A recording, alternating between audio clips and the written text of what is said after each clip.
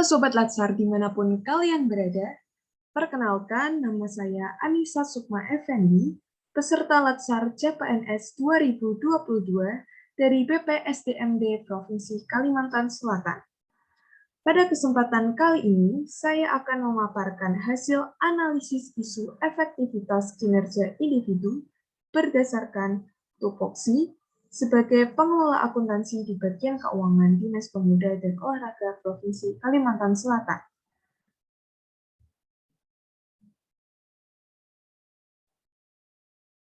Dalam menganalisis suatu permasalahan, terdapat tahapan yang perlu kita lakukan, yaitu yang pertama, identifikasi isu.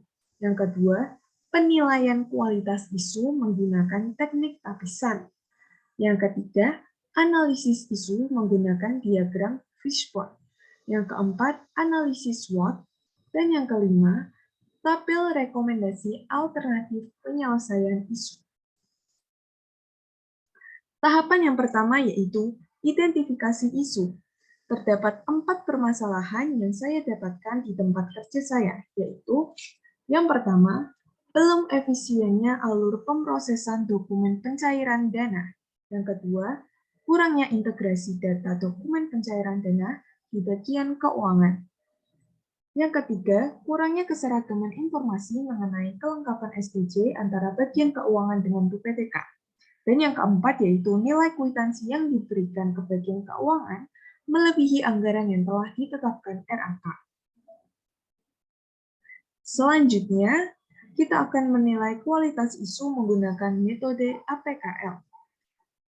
Yang dimaksud dengan APKL yaitu A. Aktual, yaitu masalah benar terjadi dan menjadi pembicaraan orang banyak. P. Problematik, yaitu mengandung suatu permasalahan yang perlu dicari penyebab dan pemecahannya. K. Kehalayakan, yaitu menyangkut kepentingan orang banyak dan bukan hanya kepentingan satu orang atau kelompok. L. Layak, yaitu bersifat logis, pantas, realistis, dan pembahasannya sesuai dengan tugas, wewenang, dan tanggung jawab. Berikut ini tabel penilaian isu menggunakan metode APKL. Pada setiap isu, diberikan poin masing-masing dengan rentang 1 sampai 5.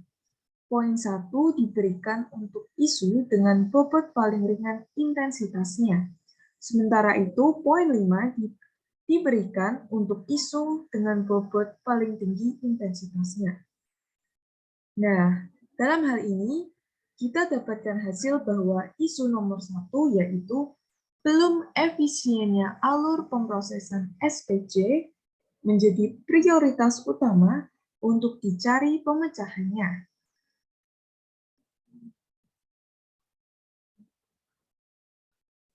Selanjutnya, yaitu tahapan analisis isu menggunakan diagram fishbone. Dari sini, kita akan mendapatkan penyebab dan akibat dari isu yang ada. Pada garis utama yang merujuk pada akibat dari isu yang terjadi, terdapat 4 cabang yang menunjukkan 4 sebab utama, yaitu man atau manusia. Dalam hal ini tidak ada kasubag, keuangan, dan aset. Selanjutnya, kurangnya koordinasi antar personil bagian keuangan. Penyebab yang selanjutnya yaitu mesin. Dalam hal ini, kurangnya penggunaan teknologi dalam proses pencairan dana. Kemudian, manajemen, yaitu kurangnya tempat penyimpanan berkas SPJ yang belum dapat atau selesai diproses. Selanjutnya yaitu masalah pada sistem. Ketika sistem pada aplikasi keuangan sedang dikunci, maka seluruh SPJ yang dalam proses pencairan tidak dapat diproses untuk sementara waktu, sehingga pencairan dana tentu akan terhambat. Langkah selanjutnya yaitu analisis SWOT. Analisis SWOT digunakan untuk mengidentifikasi berbagai faktor secara sistematis untuk merumuskan suatu strategi. Hasil dari analisis SWOT pada isu yang kita bahas kali ini yaitu yang pertama, strength atau kekuatan, yaitu bagian keuangan memiliki hubungan yang baik antar personel atau pegawainya. Yang kedua yaitu adanya teknologi yang memadai. Selanjutnya, weakness atau kelemahan, di antaranya kurang meratanya sosialisasi mengenai sistem yang digunakan oleh bagian keuangan. Lalu, kurangnya koordinasi mengenai alur pemrosesan berkas dengan seluruh personil bagian keuangan. Dan yang ketiga, fasilitas penyimpanan berkas yang terbatas. Selanjutnya yaitu opportunity atau peluang. Adanya pembaruan sistem pada aplikasi keuangan yang mengharuskan pemrosesan pencairan dana kegiatan dilakukan pada waktu yang telah ditetapkan. Selanjutnya, threat atau ancaman, diantaranya adanya pembaruan sistem atau aplikasi keuangan baru, dan adanya revisi anggaran ketika SPC sedang dalam proses pencairan.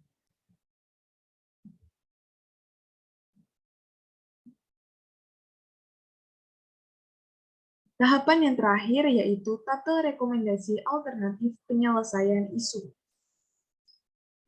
Yang pertama yaitu mengadakan rapat atau koordinasi dengan personil bagian keuangan sebelum memulai aktivitas. Tahapan untuk alternatif ini yang pertama-tama kita akan menentukan jadwal rapat yang akan disepakati bersama. Selanjutnya, dalam rapat tersebut, kita akan menyamakan informasi yang diketahui mengenai posisi dan status SPC yang akan atau sedang diproses. Hasil yang diharapkan dari alternatif penyelesaian ini yaitu, pertama, meratanya informasi mengenai posisi dan status SPC yang masuk ke bagian keuangan. Lalu yang kedua, alur pemrosesan pencairan dana menjadi lebih jelas. Para pihak yang terlibat yaitu personil bagian keuangan. Lalu alternatif penyelesaian yang kedua yaitu pembuatan diagram alur pemrosesan pencairan dana yang disepakati oleh bersama. Tahapannya yaitu pertama-tama melakukan koordinasi dengan personil bagian keuangan. Selanjutnya, baru kita akan membuat diagram alur sesuai dengan kesepakatan. Hasil yang diharapkan yaitu proses pencairan dana menjadi lebih efektif dan efisien. Pihak yang terlibat yaitu personil bagian keuangan. Sekian video kali ini. Semoga bermanfaat untuk kita semua.